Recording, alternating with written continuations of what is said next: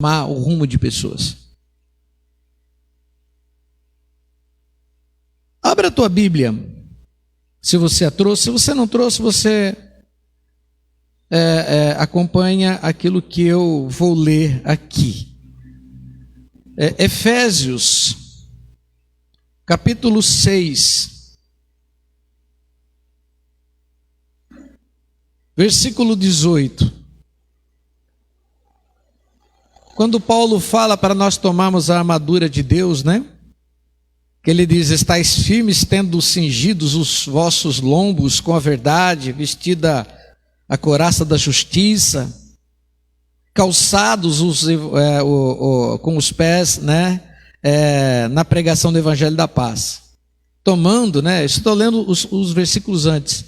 Tomando, sobretudo, o escudo da fé, o qual podereis apagar os dardos inflamados do inimigo. Ele diz: tomai também o capacete da salvação e a espada do Espírito, que é a palavra de Deus. Mas no versículo 18 ele diz assim: orai em todo tempo, com toda a oração e súplica no Espírito. Vigiai nisto com toda perseverança e súplica por todos os santos. Versículo 19 ele diz assim: orai também por mim, para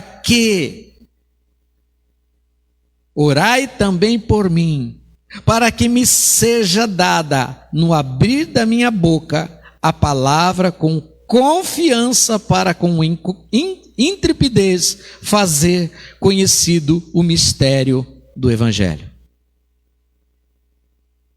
Versículo 18: orai em todo o tempo e com toda a oração e súplica no Espírito Santo. Vigiai nisto com toda a perseverança e súplica por todos os santos. O apóstolo Paulo ele está chamando a atenção da igreja para que nós oremos por todos os santos. Aqui a palavra todos os santos significa todos aqueles que foram salvos e santificados pelo sangue de Jesus Cristo. Amém? Está falando de você, está falando de mim. A partir do momento que Jesus Cristo entra na nossa vida, que nós admitimos o nosso pecado, que nós somos pecadores, e que por nossos próprios atos de bondade, de amor, de uma razão, né? De um amor, de bondade, onde a gente pode fazer as nossas, nós podemos contribuir para o bem dos outros, assim como a gente vê muitas pessoas fazendo, né? Olha, eu ajudo, eu amparo as pessoas, como se preparando um lugar para ir para o céu. Chama-se isso de obras, boas obras. Queridos, toda melhor das minhas boas obras não terá o poder, seja a mais excelente que for, terá o poder para me colocar na eternidade, na salvação eterna ao lado de Deus. Porque tudo que eu fizer de melhor, humanamente falando, eu vou estar fazendo por mim e para mim. As boas obras, elas devem acompanhar, sim, o processo de salvação ao qual foi feito, está sendo realizado pelo sangue de Cristo. Porque a Bíblia também diz que a fé sem obras, ela é morta em si mesmo. Mas o caminho, o processo que me leva à vida eterna se chama Jesus Cristo. O pecado, ele não é pago com boas obras. Mas o pecado, ele foi pago através do sangue do Cordeiro que foi derramado na cruz. E esse sangue me faz santo. Você é santificado pelo sangue de Jesus Cristo. Porque através do sangue de Jesus há purificação de todo o pecado. Então Paulo diz: orais no Espírito, vigiem, fiquem firmes. Primeiro, orem por vocês mesmos. Todos os dias a gente tem que se levantar pela manhã, ou à tarde, seja qual o momento que for. Senhor, me faça estar na tua presença. Não afaste de mim a tua presença. Eu quero estar na tua presença, eu preciso da tua presença. Me purifica, me leva a pensamentos de santificação. Porque é através dessa santificação eu me aproximo da tua presença, me aproximo de ti a cada momento. Senhor, Senhor, eu oro, melhor dizendo, pelos meus irmãos, por aqueles aos quais o Senhor pagou o preço na cruz, eles entenderam e te receberam o seu sangue sobre eles. Senhor, que eles permaneçam firmes, que eles permaneçam, Senhor, ó Deus, conscientes de que o que o Senhor tem preparado para eles não é apenas para essa terra, não é para esse momento, mas está preparado para a vida eterna, para a eternidade. Essa semana, esses dias atrás, eu recebi uma mensagem de um menino, aparentemente um adolescente que deve ter seus 15, 16 anos de idade. Olhei no Facebook dele, família é conhecida, eu me recordo ali dos pais, não sei quem são, mas me recordo, é gente que a gente tromba aí na rua. E o menino escreveu assim: pastor, se eu agradar ao diabo, ele vai me tratar bem no inferno?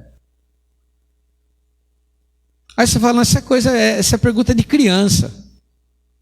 Não.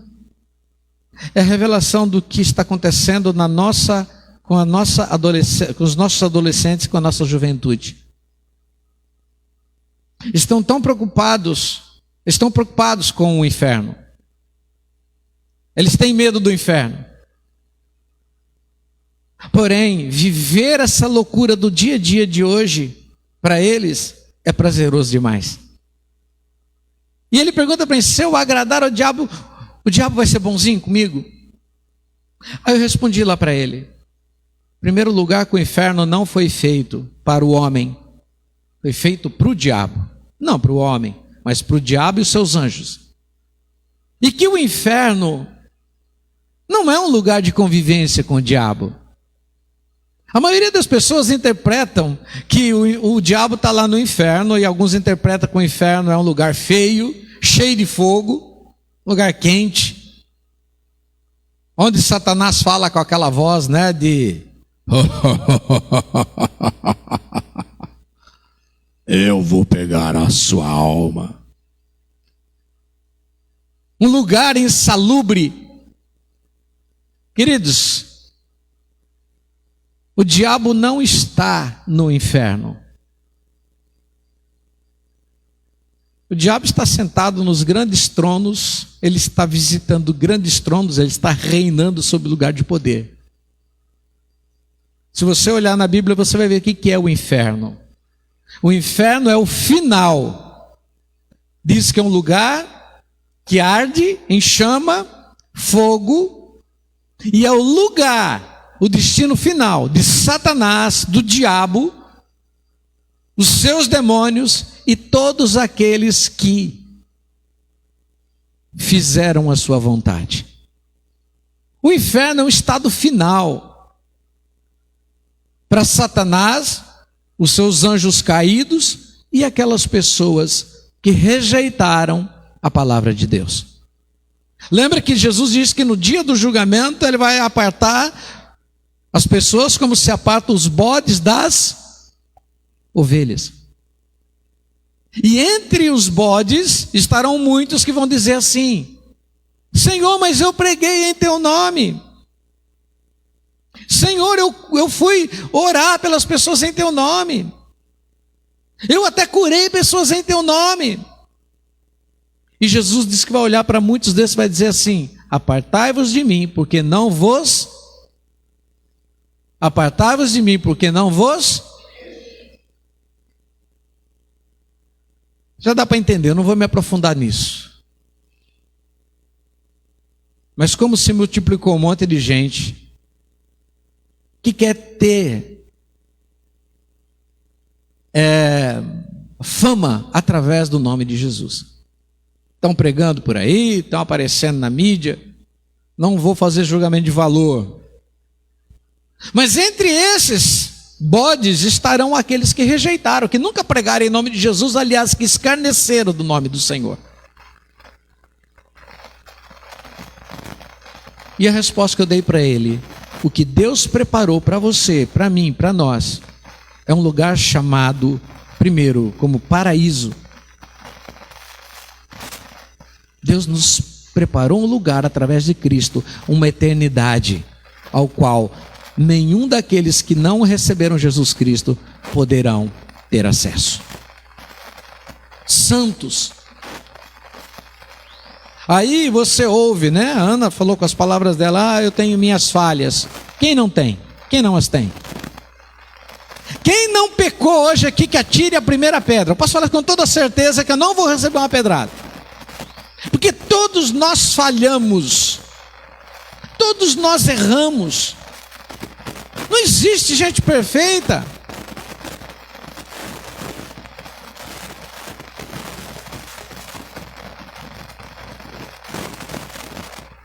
Todos nós falhamos, todos nós ainda estamos habitando num corpo, um espírito que está pronto, mas habitamos num corpo, num estado onde as coisas são corruptíveis.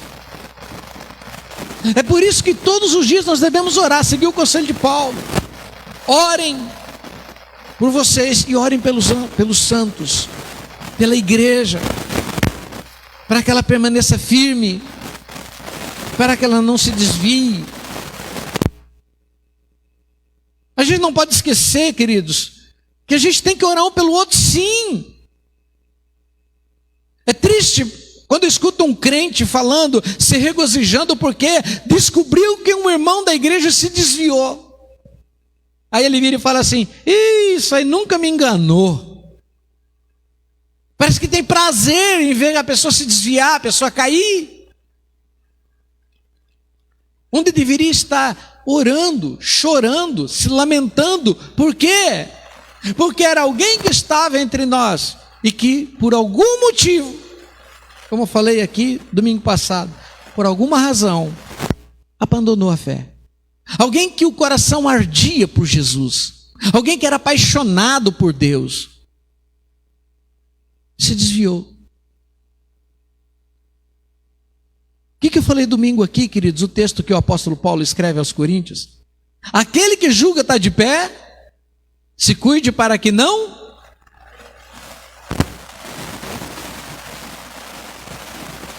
A gente tem que entender, aquele que julga está de pé. Eu, você. Lembra do exemplo que eu dei domingo?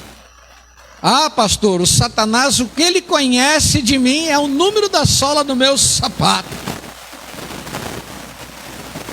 O que eu falei para a pessoa?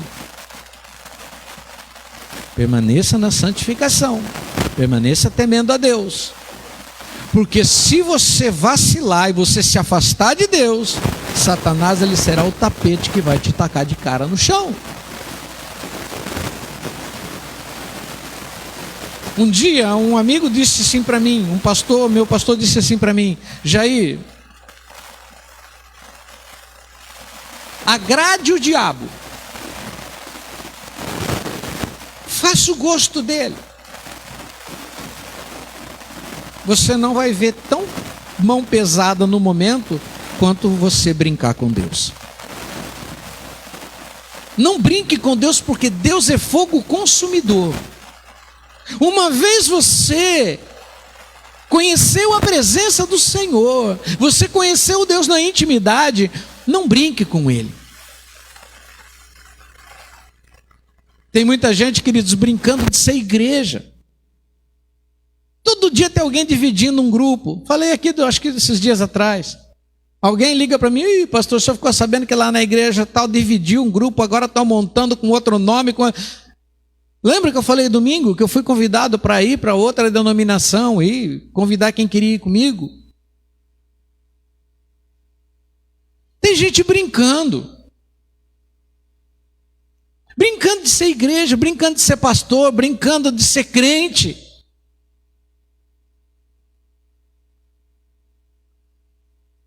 Queridos, antes de nós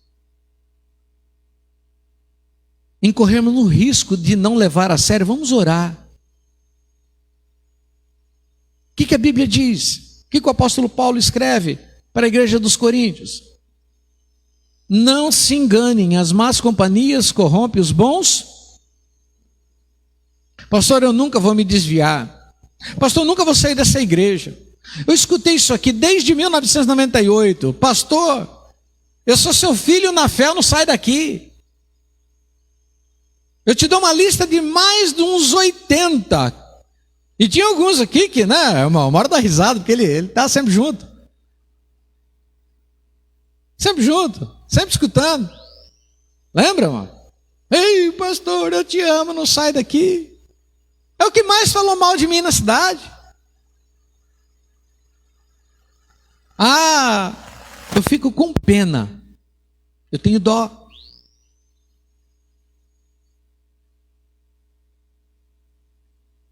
Então, queridos, sinceridade. Ah, eu estou tão firme na igreja, eu não me desvio. Cuidado. Porque você pode conhecer alguém. Eu hoje filtro muitas minhas amizades. Facebook, mandou amizade, é mulher bonita, eu bloqueio. Principalmente, fala mulher bonita assim, se eu conheço a pessoa. Não é crime ser bonito. Mas não sei se vocês homens estão recebendo muita pedido de amizade daquelas mulheres muito bonitonas, Rio Grande do Sul, Santa Catarina, né? Estão recebendo? Esquece isso aí, bloqueia, exclui. Elas vão ali, depois vão te falar que você é bonita, vão te chamar aí para um bate-papo no particular, e tem gente que se empolga, manda foto peladão lá e dançou. Aí começa a extorsão, gente, que é um crime comum. Mas algumas pessoas que eu conheço, mandou pedido, pessoa nunca me fez bem, não é algo que vai me fazer bem, eu já conheço. Eu não posso, melhor não ter amizade. Se tiver amizade, vai ficar lá, só na rede social. Porque não é uma boa companhia.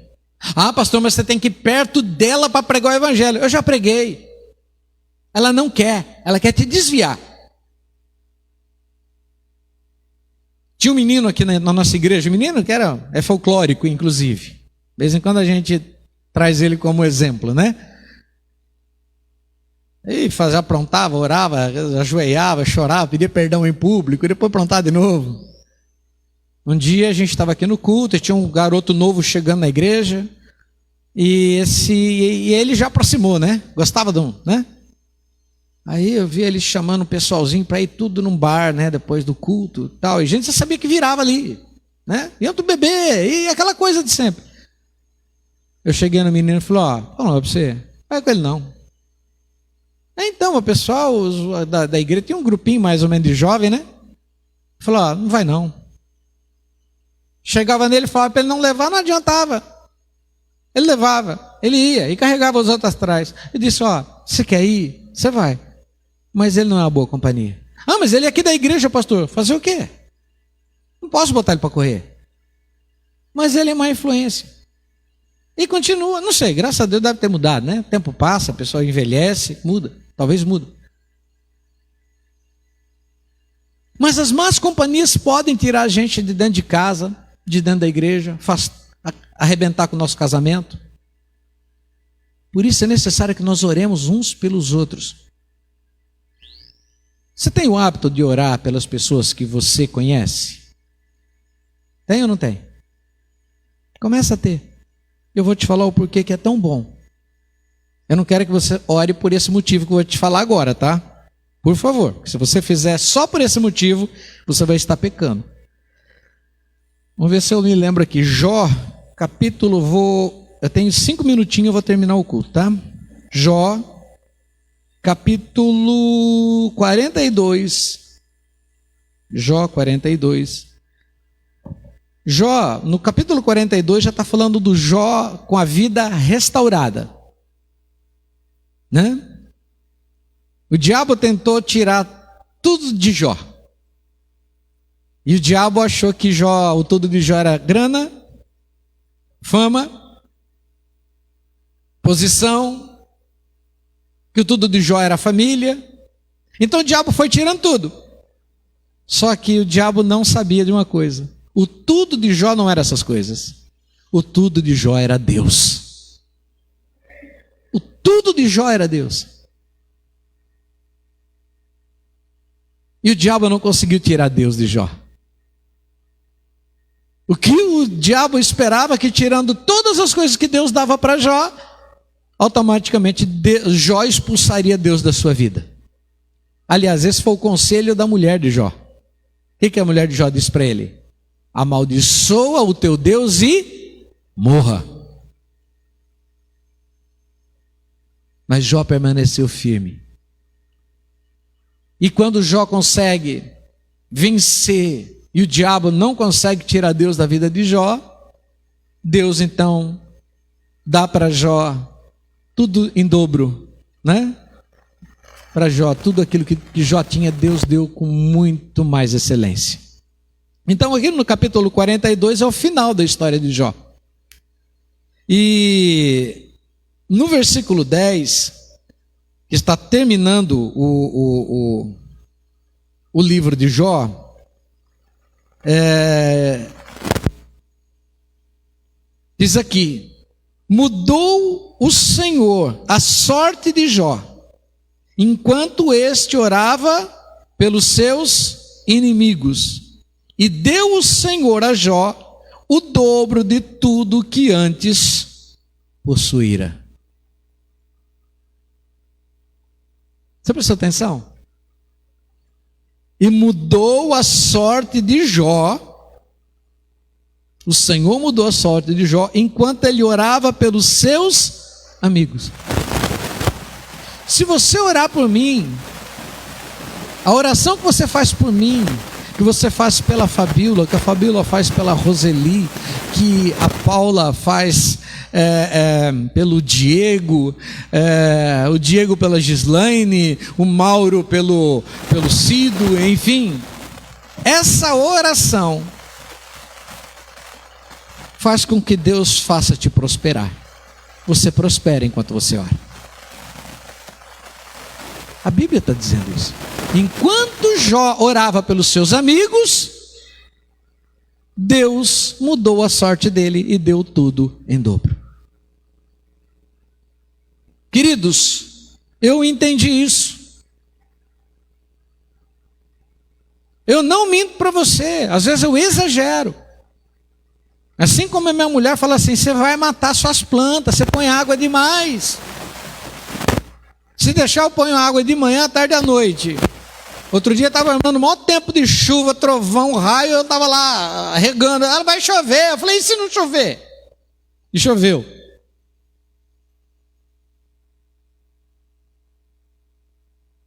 Não matei nenhuma, graças a Deus, né? Elas é um filme forte. Eu prefiro errar pelo excesso do que pela negligência. Quando eu não boto, tem umas plantinhas que gostam mais de água, eu esqueci, ela começa a murchar o corro lá, falando: murcha não, filha. A aguinha para você aqui, ó, fica bonitinha de novo. A aguinha traz ela, fica. E eu senti que eu tenho que fazer isso na oração. Eu estou na igreja limpando a igreja, estou orando. Aí vem alguém, de nada na minha cabeça. Uma pessoa que eu tenho orado muito intensamente é pelo Paulo. Eu falo isso todo domingo. Porque o Paulo está passando pela maior batalha da vida dele. Ele não imaginou que ia passar por isso. É quimioterapia, radioterapia. Uma luta. Então, não é que eu dou prioridade para o Paulo. Mas eu oro todo dia esperando. Eu tenho certeza que essa esperança fará com que nós possamos ouvir o mesmo testemunho que a Ana deu aqui. Mas eu descobri que de muito tempo para cá, quanto mais eu oro pelos outros, mais Deus me abençoa. Eu sou abençoado. Eu sou abençoado. Ore pelas pessoas que fazem parte da igreja. Ore por aqueles que saíram da igreja. Ore pelas pessoas da sua cidade. Ore pelas pessoas do nosso país. Ore pela Ucrânia. Ore pela Rússia. Está todo mundo orando pela Ucrânia. Vamos esquecer. Há uma ação. Não sabe que nível. Mas vamos orar, gente. Se as pessoas descobrirem o poder que há na oração. A oração cura o enfermo. Ela perdoa pecados. Ela restaura vidas. A oração ressuscita mortos. E eu vou para o último tópico. Como eu disse, vamos orar pelo mundo, né? 1 Timóteo, capítulo 2, versículo 1. Já vou liberar vocês, vou liberar eu, porque o Corinthians joga às 11 horas da manhã hoje. Hoje tem espetáculo. Quem é corintiano, vai para casa, vê o jogo. Quem não é corintiano, vai torcer contra. Mas vai ter jogo às 11 da manhã. Fresquinho hoje, bom para ter um jogo de futebol. 1 Timóteo, capítulo 2, versículo 1.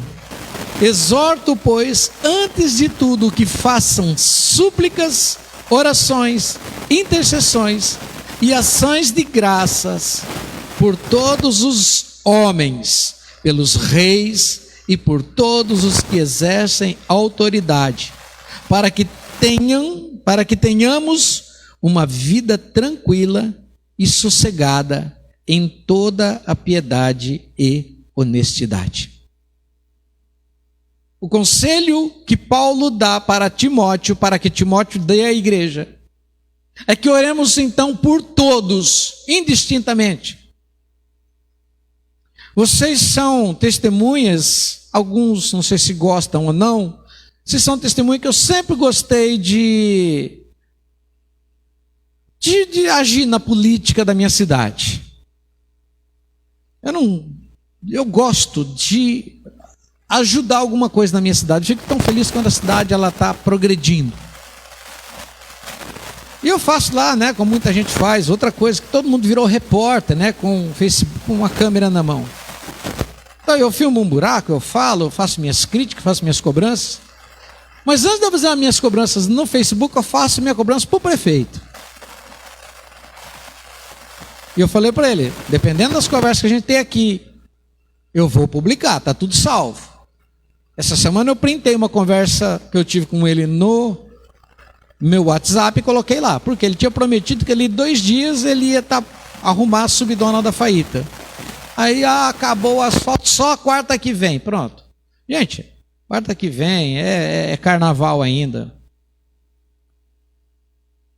Mas além de eu cobrar, sempre fiz isso, fazia isso no jornal, lá 2010, 2011, o jornal físico, fazia isso na internet, sempre fiz. E algumas pessoas diziam que eu brigava com o prefeito, brigava com o Mazinho, brigava não sei com quem. Eu nunca briguei com ninguém. Eu sempre procurei contribuir de alguma forma. Mas antes de tudo, vocês são testemunhas que eu sempre orei pela política de Itápolis, assim como eu oro pela política do Brasil. Assim como eu oro pela política do Brasil, assim como eu tenho que orar pelos povos do mundo e pela política do mundo. Porque o mandamento é uma ordem bíblica, é um conselho de Paulo que a gente deve levar a sério. Eu concluo, queridos, essa minha reflexão, essa pregação, essa mensagem de hoje. Não deixe de orar por mim. Não deixe de orar pelos irmãos da igreja. Aqueles que estão aqui, aqueles que estão firmes, aqueles que estão ali, né, no dia a dia, pelos obreiros. Não deixe de orar por aqueles irmãos que porventura já não estão participando como participavam antes. Não deixe de orar pela sua família, não deixe de orar pelos seus vizinhos, não deixe de orar pela sua cidade, não deixe de orar pelo seu país, não deixe de orar pelo mundo.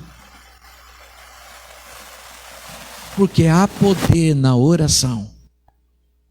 Ao momento que você ora, Deus te abençoa.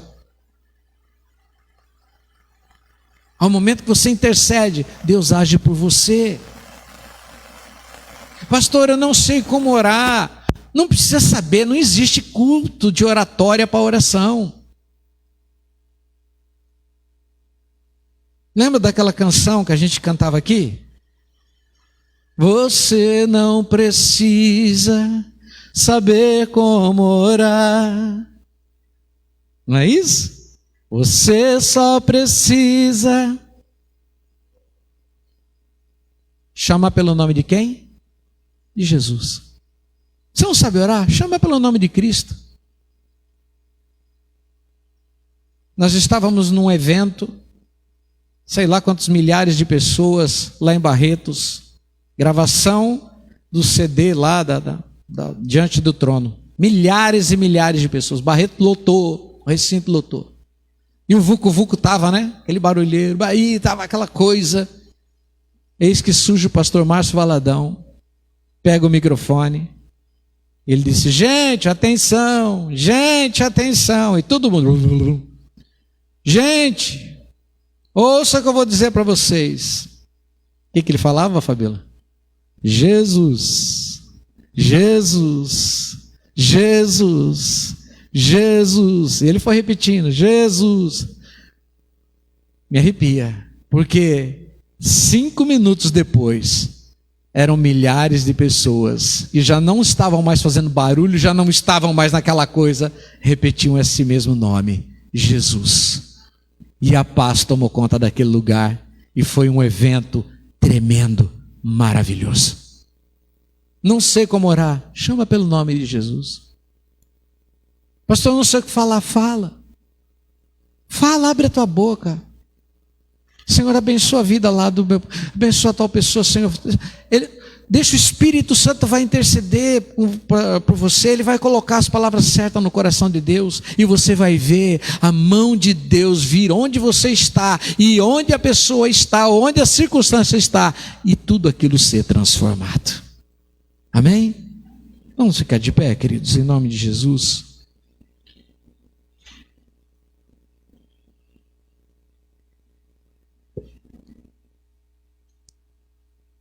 Ore pela Ucrânia, ore pela Rússia,